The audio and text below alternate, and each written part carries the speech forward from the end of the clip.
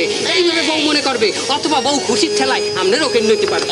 আসেন আসেন, এখনই এক গ্লাস শরবত খাই যাও। দাঁড়ান, আমার একটা প্রশ্ন আছে।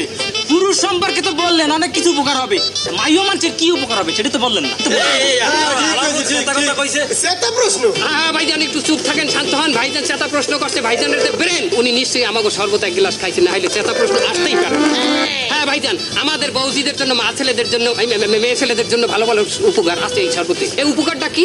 আপনাদের ঘরের ভিতরে যে সমস্ত বৌজিরা কাম করতে চায় না, যারা ঘরে ওই যে পিছালো গিয়ে ঝাড়ু দিতে গিয়ে একটু ঝাড়ু দিয়েই কয় আমার আর ভাল লাগে না, আমার শরীরটা ভালো না, এই সমস্ত বৌজিকেও পালাইয়া ধরিয়া এক গ্লাস শরবত খাওয়াই দেবেন। বিশ্বাস করবেন না, কামের মেশিন যে বৌজি স্টার্ট দেবে, কাম মোড়ে থামাইবে না, থামাইবে না, থামাইবে না, 3 তালাক দিলেও কাম থামাইবে না।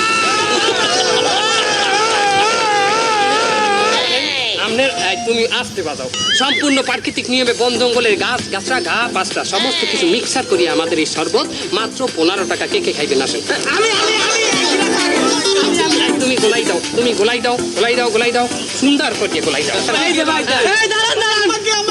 শরবতটা গোলাই লই। শান্ত হন, দেবে শরবত দেবে, প্রত্যেককেই দেবে। আমার